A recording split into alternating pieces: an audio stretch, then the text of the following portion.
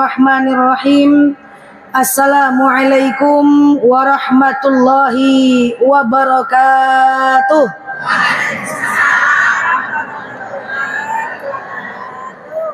Alhamdulillahil qaharil azizil ghafaril muwirul laili 'alan nahar tazkiratan li ulil qulubi wal absar tabsiratan li zawil albabi wal i'tibar. Walhamdulillahilladzi nahmaduhu nasta'inuhu nastaghfiruh wa na'udzu billahi min syururi anfusina wa min sayyiati a'malina may yahdihillahu fala mudilla lahu wa may yudlilhu fala hadiyalah. Nashhadu an la ilaha illallah nashhadu anna Muhammadan 'abduhu wa rasuluh la nabiyya ba'dah amma ba'd. Kama qala Allah Ta'ala 'azza wa jalla fi kitabihil karim.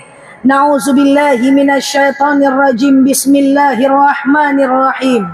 Ya ayyatuhan nafsul mutmainnah irji'i ila rabbiki radiyatan mardiyah fadkhuli fi 'ibadi wadkhuli jannati al-ayah.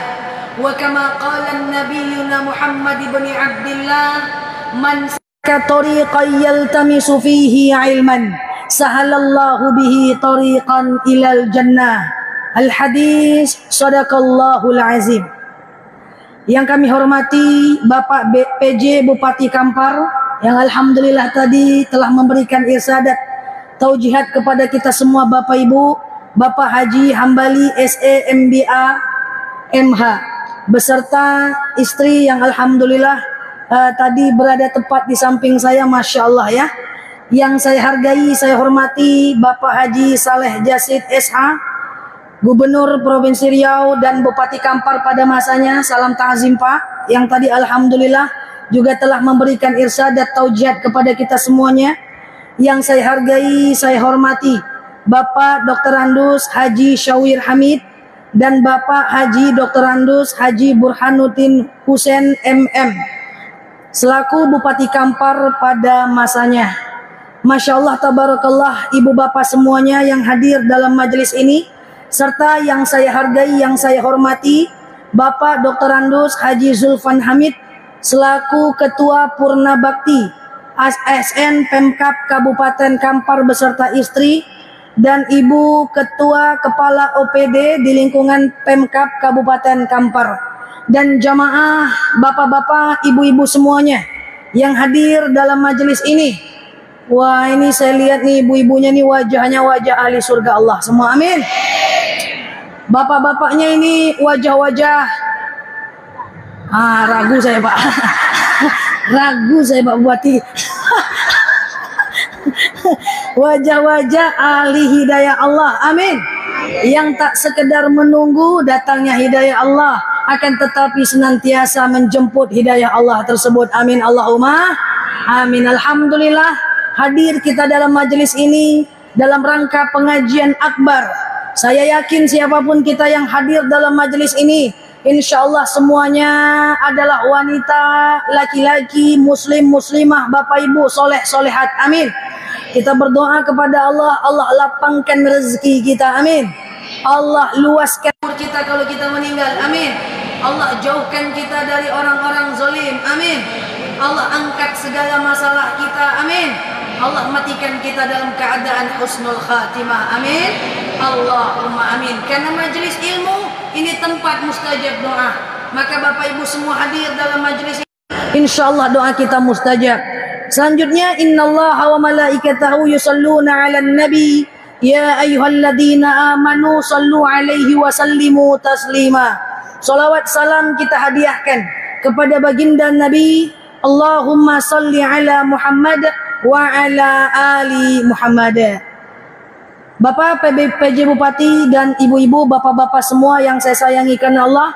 Tadi kalau Bapak PJ Bupati bilang saya ceramah tak dibatasi, saya siap Pak, besok pagi sampai besok pagi saya pulang, Bapak Ibu sini. Saya pulang Bapak Ibunya di sini ya. Baik, tema kita hari ini saya baru lihat kemarin. Temanya mengerikan Bapak Ibu. Persiapan diri menuju kematian. calon mayat semua depan saya nih Pak. Persiapan diri menuju kematian. Kita semua calon mayat, betul? Calon ahli kubur, betul? Dari wajah-wajahnya tak ada amal lagi nih. Udah maghrib menjelang isya ya. Wajahnya udah dekat-dekat azan subuh. Persiapan diri menuju kematian. Kita tidak lama Bapak Ibu. Saya ceramah tak pernah lama. Karena kalau lama betul, nanti ditanya sama anak di rumah. Apa ceramah ustazah tadi mah? Tidak jelas, yang penting merah jilbabnya. Itu nanti.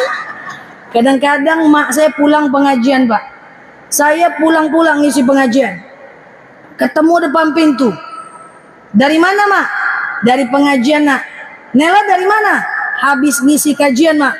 Apa ceramah ustaz tadi mak? Nggak jelas mama nak, penting ganteng ustaznya. Itu aja yang ingat dia lagi. Jadi kita nggak usah panjang-panjang. Yang kita bisa bungkus. Amin Allahumma. Bapak Ibu yang saya sayangi karena Allah, siap mati? Ibu-ibu siap mati? Apa? Oh ragu saya Pak. Lain auranya. Ibu-ibu siap mati? Bapak-bapak? Agak lainnya. Suatu ketika Fatimah radhiyallahu anha, Rasul punya istri namanya Khadijah. Dari Khadijah punya anak namanya Fatimah. Fatimah dibesarkan oleh Aisyah karena Khadijah meninggal. Tapi umur Fatimah jauh lebih tua dibanding Aisyah. Jadi anak tiri dibesarkan oleh ibu tiri, tapi usia anaknya lebih besar dibanding usia Aisyah. Ketika Rasulullah SAW meninggal dunia, ada dua orang yang menyaksikan. Yang pertama adalah istrinya Aisyah, yang kedua adalah Fatimah, anak Rasul dari Khadijah.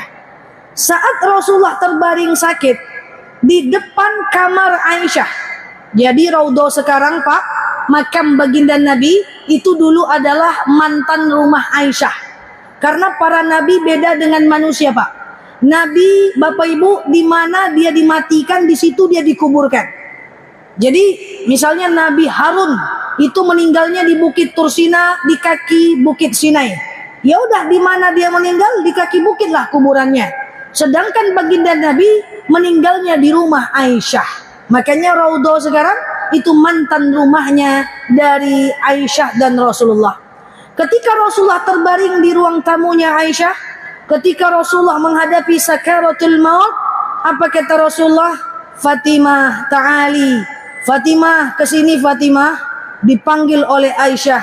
Ya Fatimah, sini. Suamiku memanggil engkau.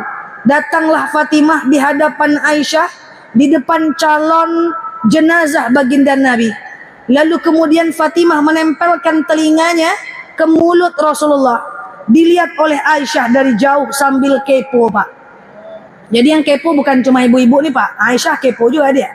Dilihatlah oleh Aisyah, ternyata Fatimah menangis Pak. Kemudian mendadak dia tertawa. Lalu kemudian penasaranlah Aisyah. Ya Fatimah, kenapa engkau menangis? Kemudian mendadak kau tertawa. Apakah yang dilakukan, yang disampaikan oleh suamiku? Apa kata Fatimah? Ya, aku menangis karena satu perkara. Aku tertawa bahagia karena satu perkara. Apa itu wahai Fatimah? Aku menangis karena Rasulullah menyampaikan dia akan meninggalkan kita. Dan aku tertawa senang bahagia karena bapakku mengatakan setelah aku meninggal dia yang akan menyusulnya. Bayangkan, dapat berita mati, happy dia. Kira-kira kalau bapak meninggal, lalu bapak bilang sama ibu, Dek, abang duluan ya dek, nanti engkau nyusul setelah 6 bulan ya. Apa kata ibu? Pergi aja lah bah. Happy dia, bahagia dia mendapatkan berita mati. Kenapa? Orang dulu siap mati. Kenapa? Karena amal cukup dan jelas yang mendoakan. Kenapa kita banyak takut mati? Amal tak cukup dan tak jelas siapa yang mendoakan kita. Maka kematian memang perlu dipersiapkan. Kalau kita pergi umrah Bapak Ibu, saya sudah menghadapi banyak orang untuk pergi umrah. Coba perhatikan, pergi umrah 12 hari.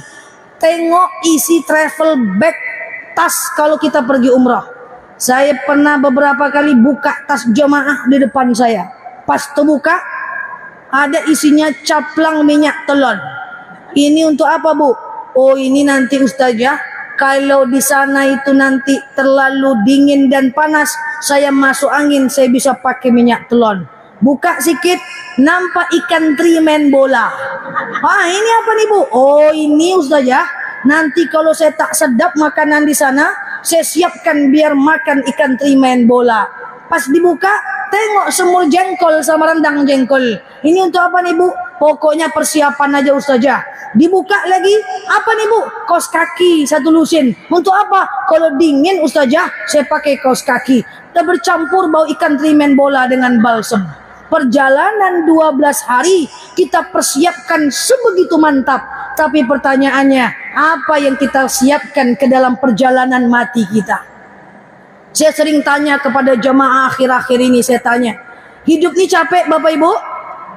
Capek kah? Dari wajahnya capek, letih semua nampaknya. Hidup ini capek, kenapa? Karena memang dalam firman Allah dikatakan, laqad khalaqnal insana fi kabad. Sungguh hidup ini diciptakan dalam keadaan capek. Dari zaman Nabi Adam dulu sampai kita sekarang, hidup kita nih capek. Tidur terus, capek Bapak Ibu?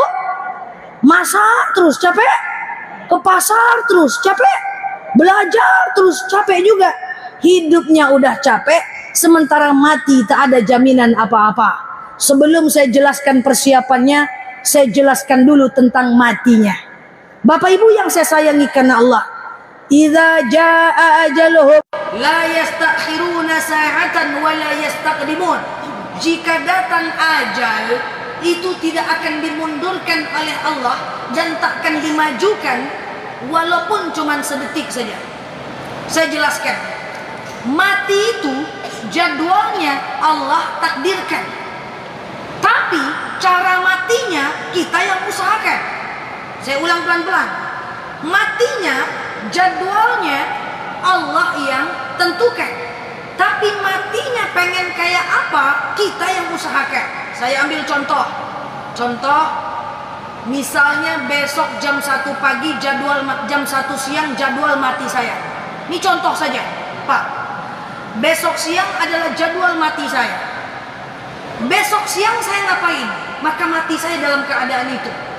Kalau besok siang saya lagi ceramah, saya mati dalam keadaan ceramah. Kalau besok siang saya lagi menonton, saya mati dalam keadaan menonton. Kalau besok siang saya lagi ngangak-ngangak, menong-menong, maka mati dalam keadaan ngangak, menong-menong. Kalau besok pagi saya jam 1 lagi ke mall, maka saya matinya di mall. Kalau besok pagi saya lagi gosip, maka saya mati dalam keadaan bergosip. Matinya Allah yang tentukan, cara matinya kita yang usahakan. Ingat teori matematika. Semakin banyak peluang, semakin besar kemungkinan. Saya ambil contoh. Orang yang sering keluar rumah berpeluang lebih sering kecelakaan dibanding orang dalam rumah saja. Betul? Suami istri soleh solehah berpeluang anak lebih soleh dibandingkan yang tidak soleh soleha. Betul? Suami istri yang tidak soleh berpeluang anaknya juga tidak soleh walaupun ada kemungkinan soleh. Betul? Orang yang di rumah terus kemungkinan matinya di rumah. Betul? Maka perbesar peluang kematian kita. Orang yang rajin mengaji, rajin majelis taklim, rajin sholat, ke masjid, dia zikir, baca Quran, sholawat, kemungkinan matinya kayak gitu. Tanggalnya kita nggak tahu. Tapi kalau pagi ngangong-ngangong, siang manong-manong, Selasa jalan-jalan, siang jalan-jalan, pagi santuy-santuy, malam ngangak-ngangak. Makanya Pak, saya itu tak pernah lama-lama ke mall, Pak. Dan ponakan saya tahu, kalau saya ke mall tuh buru-buru. Coba aja lihat muka Umi ini masam saat kapan. Saya ke mall. Yuk nak, udah cari kan? Udah kan? Udah. Ngapa buru-buru Mi? Mati kita di sini nanti kacau. Serius. Saya suka parkir di luar biar cepat saja. Saya belanja udah tahu apa yang mau saya beli. Saya takut mati di situ, Pak. Makanya saya jujur, saya dakwah sudah 20 tahun Bapak Ibu. Saya tidak pernah tidak dakwah karena sakit, Bapak Ibu. Semakin saya sakit, semakin saya semangat untuk berdakwah. Kenapa? Pernah suatu ketika kultum subuh, itu saya sudah demam, Pak. Besok pagi saya tetap ambil mobil, saya nyetir, mak saya stop. Nak, kamu tadi malam sakit, kenapa kamu masih ceramah? Saya harus kultum pagi ini, mak. Kenapa, nak?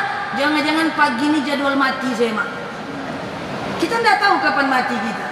Maka semakin kita sakit, semakin banyak ibadah. Sakit rematik, tulang, tumit, lutut, itu tadi yang tak dapat sejadah tuh, nyari belakang tuh cerita ya. Sakit tulang ini wajahnya wajah asam urat semua nih kan. Lutut sakit, Pak. Makin sakit lutut, Pak. Tetap sholat. Apa kata Rasulullah? Sallu qa'iman. Sholatlah kalian dalam keadaan berdiri. Fa illam tastati fa qa'idan. Kalau enggak bisa kalian duduk. Fa illam tastati fa 'ala jan. Kalau enggak bisa kalian baring miring ke kanan. Fa illam tastati fa mustalqiyan. Kalau enggak bisa kalian telentang. Masya Allah.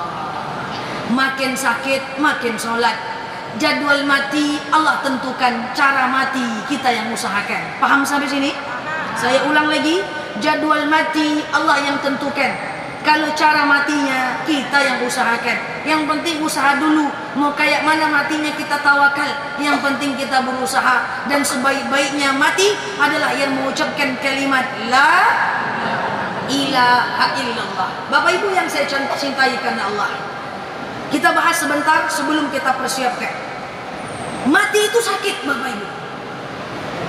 Dalam dalil banyak dikatakan sakitnya sakaratul maut itu ibarat duri yang dibenamkan dalam tubuh dicabut dengan pelan. Dalam dalil lain dijelaskan bagaikan dikuliti dengan 7 lapis kulitan. Dalam dalil lain dikatakan bagaikan ditusuk dengan 70 kali tusukan. Bayangkan, sakit luar biasa. Kita hidup capek, mati pun kita bisa jadi sakit. Kenapa kita dalam kondisi hidup di dunia ini capek, Pak? Karena dunia ini bukan tempat kita. Tempat orang beriman bukan di dunia. Tapi di mana tempat orang beriman? Irji'i ila rabbiki radiyatan mardiyah. Tempat kita di surga, Pak. Bukan di sini, Bapak Ibu. Bukan di sini. Maka insya Allah kita semua nih masuk surga. Amin. Rumah kita di surga, amin. Walaupun ada yang transit juga ke neraka sebentar. Ya kan, ya kita sakit mati. Makanya untuk menghindari sakit mati ini, kita selalu berdoa kepada Allah Azza wa Jalla. Apa doanya? Allahumma hawin alaina fi sakaratil maut. Ya Allah, mudahkan untukku dalam menghadapi sakaratul maut. Baca 3 kali setiap habis sholat. Ya Allah, mudahkan aku dalam menghadapi sakaratul maut. Ya Allah, mudahkan aku sakaratul maut. Allahumma hawin alaina fi sakaratul maut. Masya Allah, sakit. Apakah ketika kita rasa sakit mati selesai urusan, Bapak Ibu? Tentu tidak. Kita masuk ke kuburan, kita akan merasakan siksa kubur yang luar biasa dahsyat. Siksa kubur ada. Apa yang disiksa? Wallahu a'lam bishawab. Tak tahu kita apakah jasadnya yang disiksa, apakah ruhnya yang disiksa, apakah ruh dan jasadnya, tak ada yang tahu. Yang penting siksa kubur nyata. Walaupun dia mati tenggelam, kena siksa kubur. Walaupun mati ketabrak kapal di atas hancur, tetap ada siksa kubur. Makanya tidak ada dalil yang menjelaskan apakah yang disiksa itu jasadnya, ruhnya, atau ruh dan jasadnya. Tapi siksa kubur itu nyata. Sungguh manusia ini sangat sedih kita, Bapak Ibu. Di dunia kadang-kadang capek-capek mengumpulkan harta, Bapak Ibu. Di dunia capek mengumpulkan harta, rumah besar-besar, belum kita menikmati lagi. Apa yang terjadi? Datang jadwal mati kita. Tadi baju yang kita beli mahal, bantal yang kita beli mahal, pas kita meninggal kita cuman macam kebab, pakai kain kafan 5 helai, digulung-gulung. Suami istri suka bilang sama suaminya, "Bang, engkaulah belahan jiwaku, jantung hatiku, Bang. Aku tidak bisa hidup tanpamu dah, Bang. Kalau engkau mati, aku juga ikut mati, Bang." Gak ada tuh bohong. Bohong. Kenapa? Saat ibu mati atau saat bapak mati, jangankan pengen mati juga, yang ada ditaruh ruang tamu tak boleh lagi masuk ke kamar. Betul? Tak mungkin tidur sama mayat di kamar. Bantal yang kita beli berubah jadi tanah, 3 onggok tanah di kepala, 1 onggok di pinggang, 1 onggok di kaki. Baju yang mahal sekarang cuma bentuk kain kafan. Bantal yang mahal sekarang cuma ada 3 onggok tanah. Kita dimasukkan ke liang lahat. 7 langkah mereka keluar, kita kena siksa kubur. Suami, istri kita ngapain? Dia undang kawan ke rumah, dia yasinan sambil makan-makan. Kita disiksa di kuburan kita. Hari ke-7 mata keluar. Istri meninggal hari pertama, suami nangis menjerit-jerit, istriku belahan jiwaku paling baik sedunia. Sehari aja, hari kedua dia mulai tengok Instagram lucu-lucu. Ketawa sikit-sikit. Hari ketiga mulai suntuk, celengok kiri, celengok kanan, mulai ganti nama, mulai ganti nama, mulai ganti nama. Yang di kuburan hari ke-7 sudah keluar matanya. Hari kedua minggu pecah isi perutnya, masuklah belatung-belatung dan dia disiksa. Apa yang mau kita pertunjukkan di dunia ini? Usia kita 60-70 tahun cuman singkat saja. Maka disinilah kita renungkan Bapak Ibu yang saya sayangi karena Allah.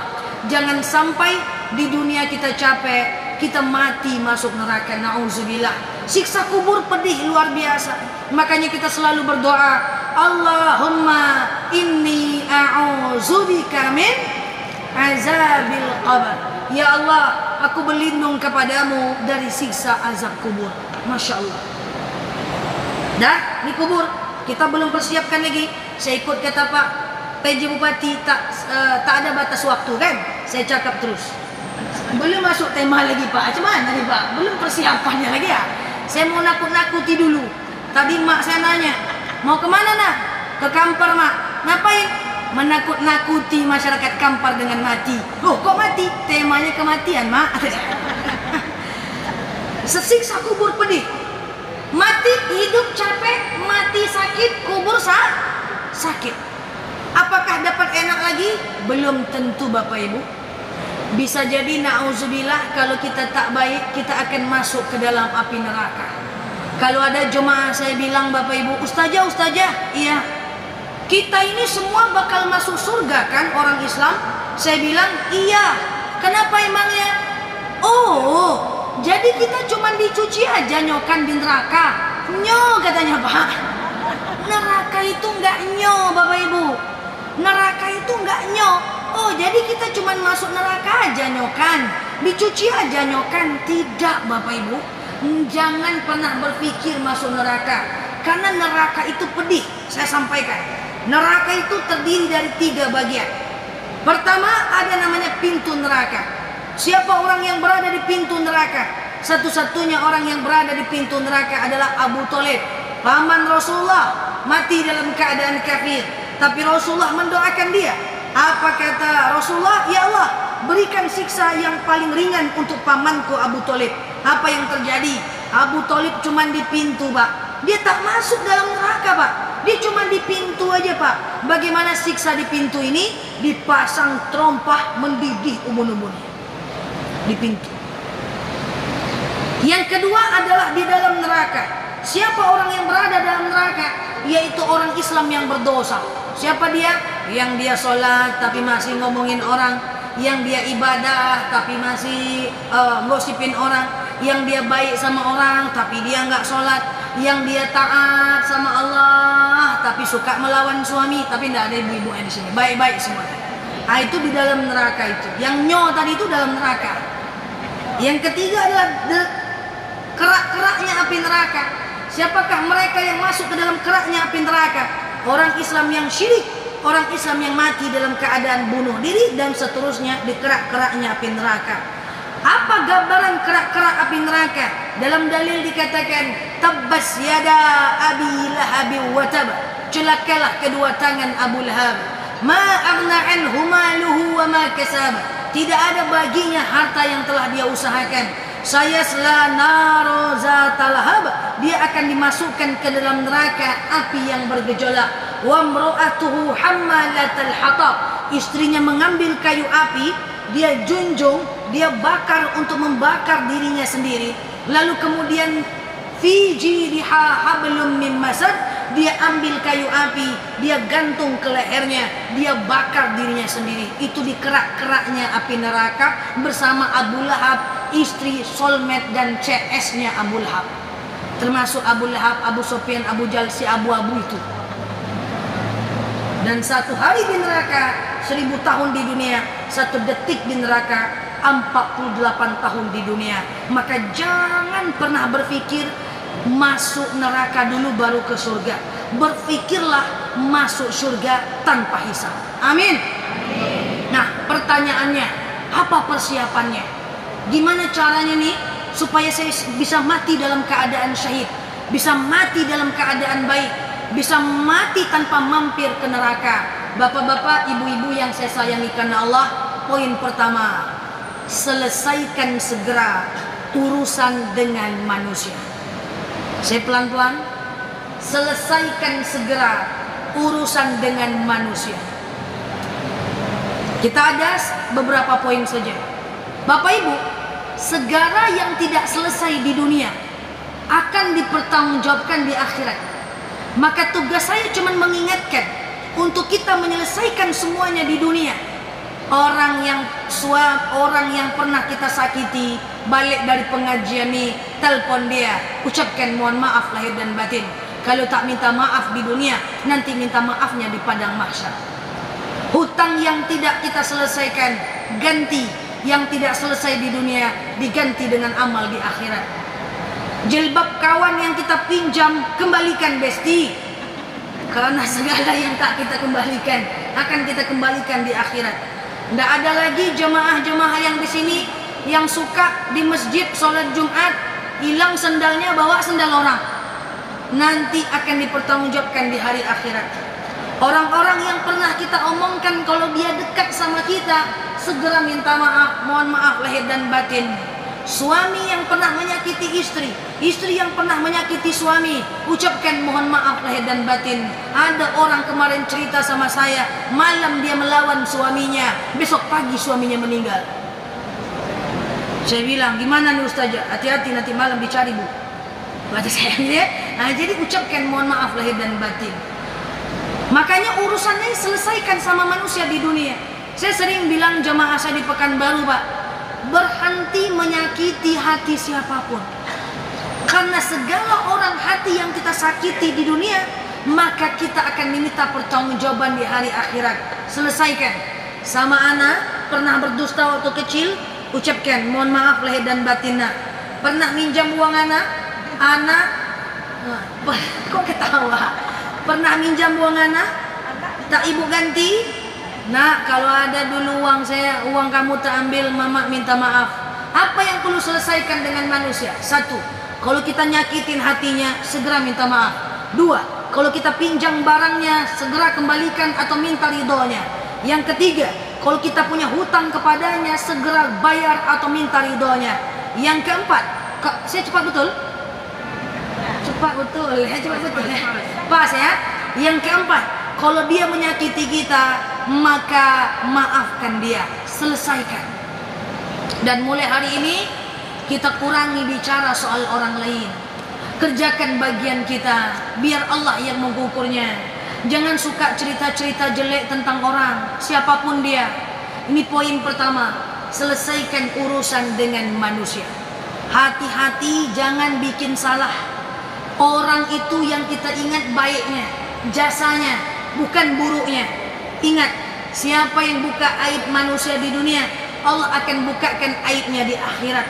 Siapa yang tutup aib manusia di dunia, salahnya manusia, kurang-kurangnya manusia, Allah akan tutup aibnya di akhirat. Hati-hati. Sebelum poin kedua, saya sampaikan contoh yang sering saya sampaikan selama ini. Misalnya kedua ibu ini menceritakan saya, contoh saja Pak. Ibu ini kedua menceritakan saya. Seketika beliau ceritakan saya, disebutnya nama saya, seketika itu pula pahalanya diberikan kepada saya dan dosanya bertambah karena ngomongin saya. Sampai situ paham? Yang kedua, bagaimana kalau ibu ini tidak ada pahala? Maka pakai cara yang kedua, dosa yang bertambah dan dosa saya berikan kepada mereka. Paham? Lalu itu di dunia, di akhirat gimana? Di akhirat ngeri lagi. Ayuhibbu ahadakum ayyakula lahma akhihi maitan fakarihtumuh. Nanti di akhirat Allah Subhanahu wa taala akan sediakan bangkai saya. Maitan fakarihtumuh. Dia akan meminta ibu untuk memakan bangkai saya. Fakarihtumuh, walaupun ibu tak suka itu. Jadi saya mau sampaikan, seberapa banyak aib orang yang kita buka di dunia, sebanyak itulah bangkai yang kita makan di akhirat. Maka minta maafkan, selesaikan kepada manusia. Itu persiapan pertama. Kenapa gitu mukanya nengok saya? Teringat bangkai. Ya? Tapi semua insya Allah baik-baik. Amin. Persiapkan. Yang kedua, persiapan yang kedua, Bapak Ibu yang saya sayangi karena Allah, kejar mati syahid. Ini persiapan mati. Kejar mati syahid. Apa itu mati syahid? Orang yang mati dalam keadaan syahid tidak akan merasakan sakitnya mati. Tak ada hari perhitungan, langsung masuk surga. Mau? Ini rahasia nih. Ini saya tinggalkan oleh-oleh nih. Pokoknya pengen mati syahid, nggak ada lagi yang lain. Tidak merasakan sakit mati, tak ada hari perhitungan, langsung masuk surga. Saya jelaskan caranya. Mati syahid itu Bapak Ibu, mati dalam keadaan majelis taklim, mati saat sujud, mati saat sholat, mati saat sholawat, mati saat berzikir, mati saat iktikaf.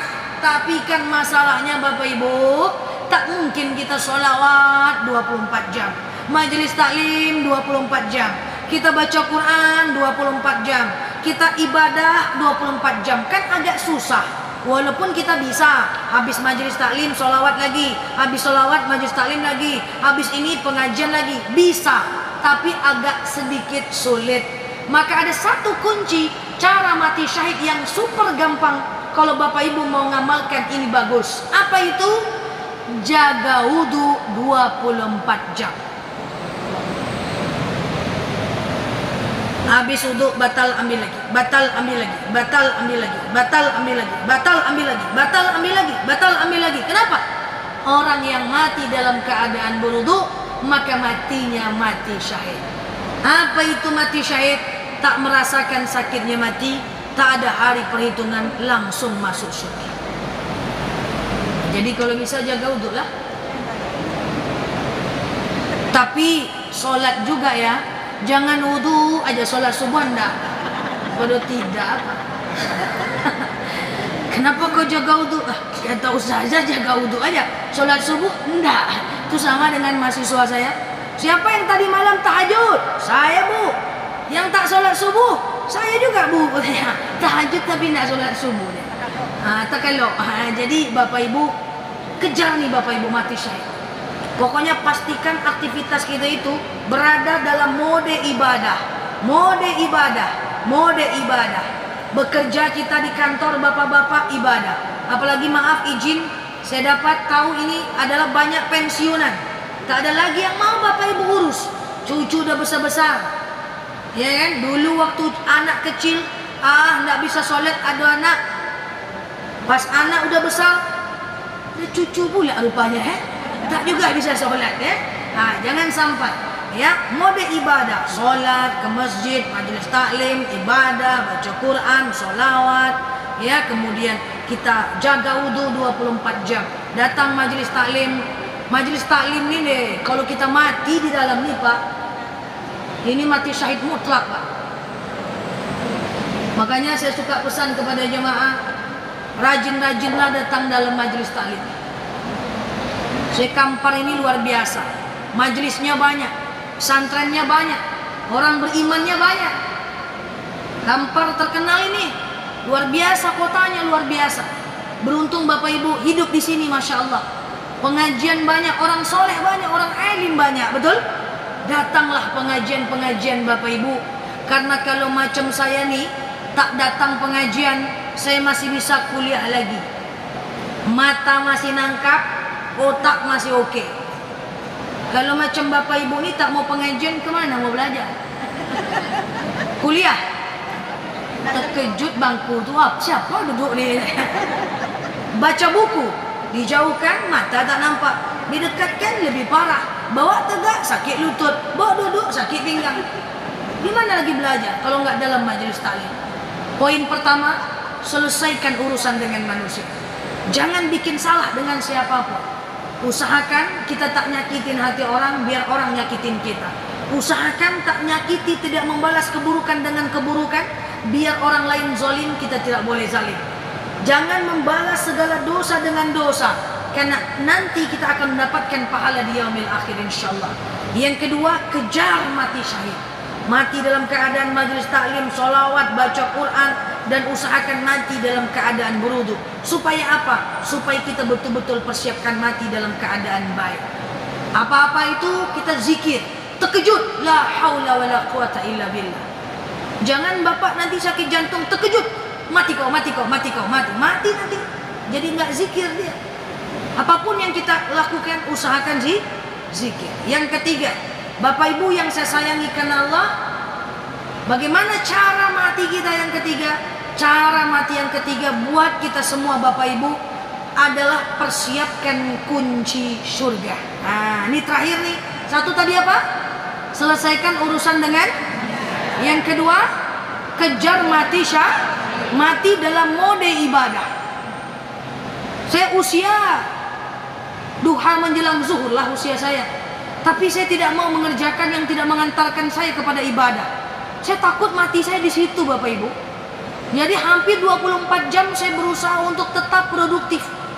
Cuman tak produktif saat saya tidur saja. Walaupun saya nelpon sana sini, saya pastikan teleponnya bermanfaat. Saya takut mati dalam keadaan menelpon itu Bapak Ibu. Kalau ngomongin orang, na'udzubillah.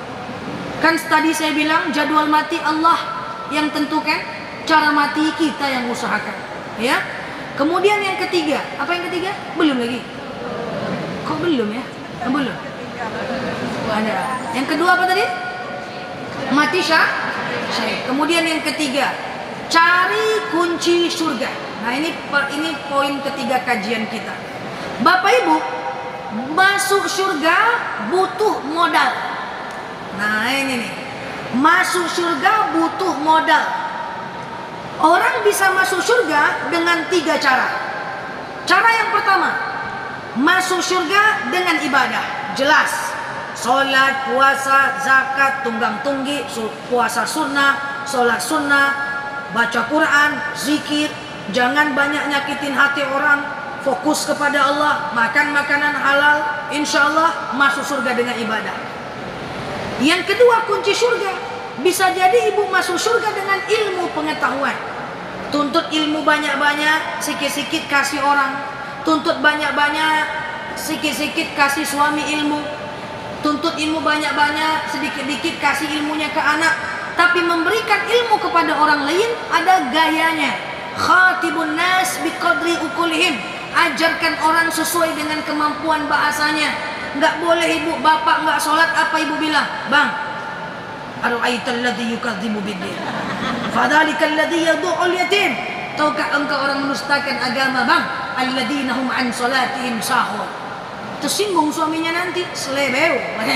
Nah, jadi biasa-biasa aja. Sholatlah bang, sholatlah bang, ayolah bang, sholatlah bang, ayolah dek, kan gitu. Punya ilmu, ajarkan kepada anak. Ayo nak, sholat nak, sholat nak. Dia tetap nggak mau ustazah. Serahkan sama Allah. Suami yang sekarang tak sholat, istri yang sekarang tak sholat, anak yang sekarang tak sholat, bisa jadi suatu ketika menjadi anak yang paling taat. Betul? Jangan putus asa. Allah maha pembolak balik hati. Tak ada orang yang jahat di dunia ini. Yang ada adalah orang belum paham saja. Saya punya jemaah udah 7 tahun mengaji dengan saya Pak. Kalau mengaji duduk paling depan, angguk-angguknya luar biasa Pak. Angguk Pak, luar biasa Pak. Tapi pas pesta dia juga tukang jogetnya Bu. Pas saya datang, ini jemaah saya. Saya tutup mata, saya takut dia malu Pak. Saya harus serondok. Kenapa? Nanti dia tak mau lagi pengajian. Saya menganggap itu orang tetap bagus, karena yang penting dia mau datang. Hidayah itu urusan Allah, wallahu a'lam bishawab. Yang penting dia mau datang, sudah. Kita tidak boleh menghakimi orang. Yang kita boleh adalah mengajak kepada kebaikan. Jangan suka menghakimi orang. Bahkan orang yang jahat sekarang bisa jadi menjadi orang yang paling taat di masa yang akan datang. Cukup Allah yang menilai, kita tidak berhak menilai siapapun. Karena orang yang sekarang maksiat bisa jadi orang yang paling taat di masa yang akan datang. Betul? Satu, masuk surga, kunci surga dengan ibadah. Kedua, dengan ilmu. Terakhir, dengan harta. Sekarang saya tanya Bapak Ibu, apakah uang bisa bawa mati? Uang bisa bawa mati? Uang bisa dibawa mati. Cari uang banyak-banyak Pak. Karena dengan uang kita bisa sedekah, dengan uang kita bisa infak, dengan uang kita bisa umrah, dengan uang kita bisa wakaf. Jangan takut dengan uang. Uang itu hanya ibarat kaca pembesar saja. Orang yang sombong dengan banyak uang semakin sombong. Orang yang dermawan dengan banyak uang dia semakin dermawan. Orang yang rendah hati makin banyak uangnya makin rendah hatinya. Kayak pejabat-pejabat kita di sini, amin. Ya, orang yang banyak uang dia dermawan, semakin dia dermawan. Tapi orang yang sombong dengan uang semakin dia sombong. Jadi uang itu mencerminkan siapa kita. Makanya Bapak Ibu, percaya atau tidak, saya walaupun seusia anak-anak ibu-ibu semua, walaupun saya belum berusia, ini mungkin saya, ini bapak-bapak seusia orang tua saya, salam ta'zim, saya mohon maaf Pak. Saya yakin dan percaya dan saya selalu berdoa. Apa yang saya doakan, ya Allah, letakkanlah harta, kekayaan dan kemapanan di kalangan orang-orang beriman. Amin. Karena di tangan orang beriman ada zakat, di tangan orang beriman ada infak, di tangan orang beriman ada sedekah, di tangan orang beriman ada wakaf, di tangan orang beriman dia akan bagikan kepada orang lain.